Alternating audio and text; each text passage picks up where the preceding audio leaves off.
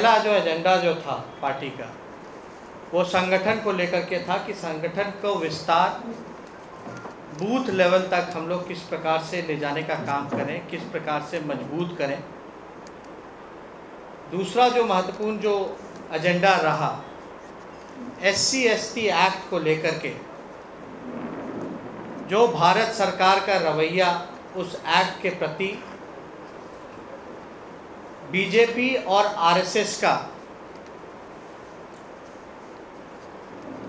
रुख साफ है। ये दिखाता है कि बीजेपी और भारत सरकार ने SC/ST भाइयों के साथ विश्वासघात करने का काम किया। जब कोर्ट में ये मामला चल रहा था, जब भारत सरकार को मजबूती के साथ, बल्कि अटॉर्नी जनरल को अपेयर होकर के मजबूती के साथ पक्ष रखने का काम करना था, तो वहाँ बड़े चालाकी के साथ मोदी जी के इशारा के बाद जिस प्रकार से भारत सरकार ने अपने पक्ष को न्यायालय के सामने मजबूती के साथ नहीं रखा, और उसके बाद जो जनता के बीच SC/ST भाइयों ने जो मिल करके, हम सब लोगों ने, जिसमें विपक्ष के लोगों मिलजुल करके जो भारत बंद कराने का जो काम किया था, उसके दबाव में आकर के आनन फानन में फिर से उन लोगों ने कानून लाया तो सही, लेकिन उस समय हम याद दीजिएगा कि उस समय हम लोगों की जो मांग थी, जब पार्लियामेंट का सेशन जब ख़त्म होने को आ रहा था, ख़त्म हो गया था, तो हम लोगों की मांग थी कि ऑर्डिनेंस ला करके विशेष सत्र पार्लियामेंट का बुला करके ऑर्डिनेंस लाइए, और जो कानून, जो ऑर्डिनेंस जो पास होगा उसको शेड्यूल 9 में आप लोग रखने का काम कीजिए। भारत सरकार ने फिर से बड़े चतुराई के साथ, मोदी जी ने बड़े चतुराई के साथ कानून तो लाए पार्लियामेंट में, लेकिन उस कानून को शेड्यूल 9 में के बाहर उन्होंने रखने का काम किया। जिस प्रकार से तमिलनाडु में जो आरक्षण है, जो नियम जो है आरक्षण को लेकर के, जिस प्रकार से उस कानून को शेड्यूल 9 में रखा गया है, उसके साथ छेड़छाड़ नहीं हो सकती। आज फिर से वही दोबारा स्थिति भारत सरकार ने लाने का काम किया, और इसी बीच में जो कुछ दिन पहले जो भारत बंद जो हुआ था, उसके पीछे पूरी तरीके से बीजेपी और RSS द्वारा स्पॉन्सर, और बीजेपी सोची समझी रणनीति के तहत ये पूरा भारत बंद जो था वो बीजेपी और RSS का था। ये RSS के लोग और बीजेपी के लोग जो नागपुरिया जो कानून है, जो RSS का जो एजेंडा है, जो ये लोग संविधान विरोधी, आरक्षण विरोधी लोग जो हैं, ये लोग चाहते हैं कि नागपुरिया कानून को लागू कर दिया जाए, और संविधान के साथ जिस प्रकार से छेड़छाड़ करने की कोशिश की जा रही है, और आरक्षण को बड़े चतुराई के साथ ये लोग ख़त्म करना चाह रहे हैं, इसको लेकर के देश की जनता और हम सब लोग बड़े बारीकी से इसके चालाकी को जान रहे हैं और पहचान रहे हैं, और इनके चालाकी और इनके जाल में अब हम लोग फंसने वाले नहीं हैं, बल्कि इनको हम लोग जो है करारा जवाब, जो पिछड़े हैं, दलित हैं, मिल करके आने वाले चुनाव में देने का काम करेंगे। पूरी तरीके से बीजेपी शासित राज्यों में लगातार आपने देखा होगा जो घटनाएं, दलितों पे जिस प्रकार का शोषण होता रहा, चाहे कोडेगांव की बात हो या और जगहों की बात हो, कई बार बीजेपी शासित राज्यों में तो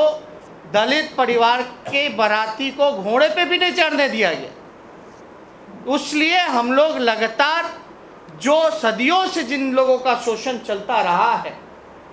जो वर्ण व्यवस्था जो कायम उन्होंने करने का काम किया था पहले, जिसको लगातार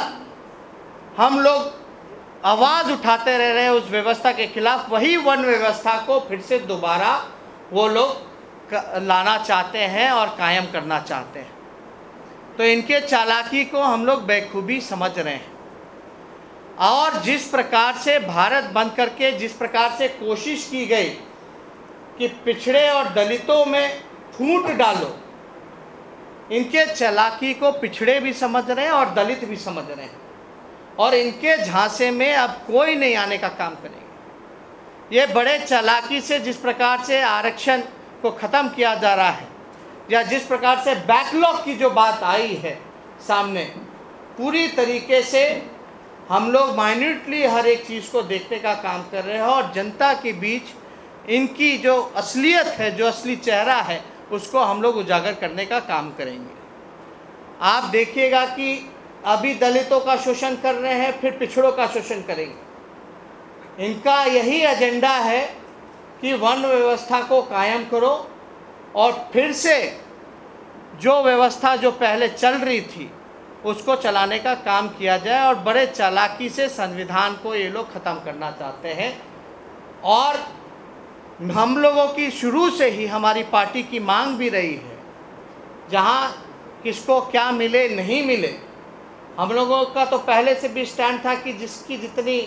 आबादी के अनुसार उसकी उतनी हिस्सेदारी होनी चाहिए। लेकिन हमारे नेता लालू जी ने जो आंदोलन जो छेड़ने का काम किया था, जो जातीय जनगणना जो हुई,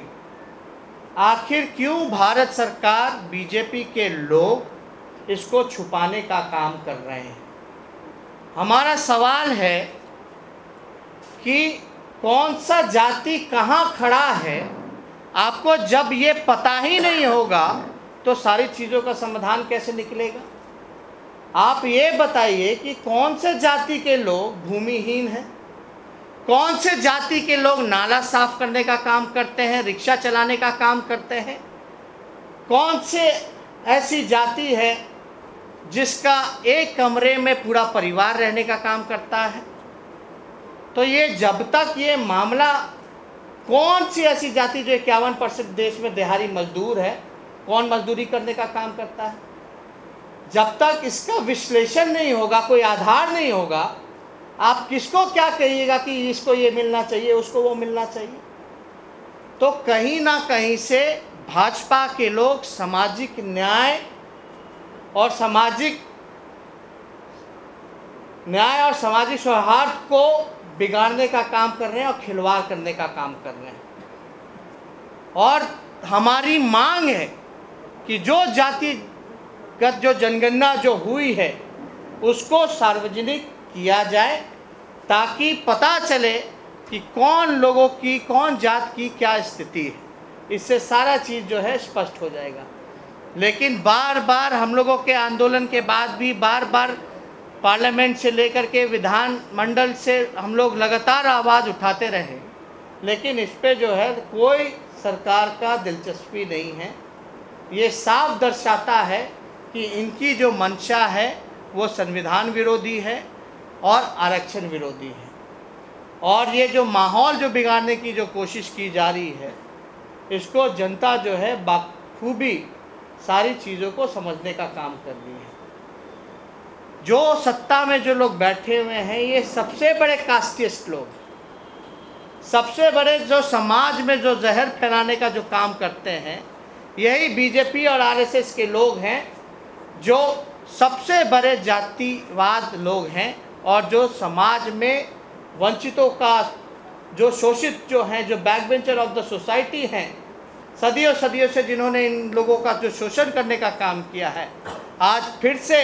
वही काम में ये लोग लगे पड़े हैं, जिसको हम लोग हरगिज़ नहीं होने देंगे। और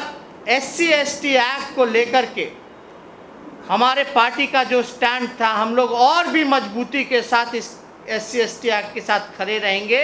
और ये चाहेंगे कि जल्द से जल्द इसको शेड्यूल 9 में डाला जाए, ताकि आगे चल के इस कानून के साथ कोई भी, किसी की भी मजाल ना हो जो इस कानून के साथ छेड़छाड़ करने का काम करें। हम दलित आदिवासी भाइयों के संघर्ष में, उनके अधिकार के लिए हमारी पार्टी हम सब लोग मिलकर के लड़ाई लड़ने का काम करेंगे और उनको अधिकार दिलाने का काम करेंगे। उसमें कोई भी हम लोगों का कॉम्प्रोमाइज़ नहीं रहेगा। और जो पिछड़ों को लेकर के जो मंडल कमीशन का जो रिकमेंडेशन था, अभी भी आप देखिएगा जो 27% जो हम लोगों को पिछड़ों को जो मिलने का काम हुआ था, वो कहीं ना कहीं से अभी भी पूरा 27% हम लोगों को फुलफिल जो है वो नहीं मिल पा रहा।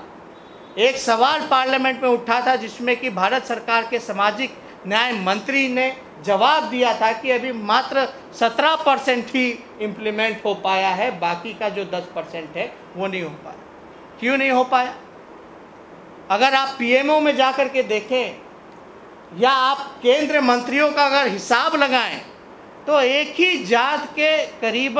मंत्री जो हैं वो बैठे हुए हैं जो कि डोमिनेटिंग है। ना आपको हार्डली आपको कोई दलित मिलेगा या SC/ST मिलेगा, या अगर अधिकारियों की भी अगर बात की जाए तो वो भी वही दिखेगा। और जिस प्रकार से प्रोफेसर की जो नियुक्ति में जो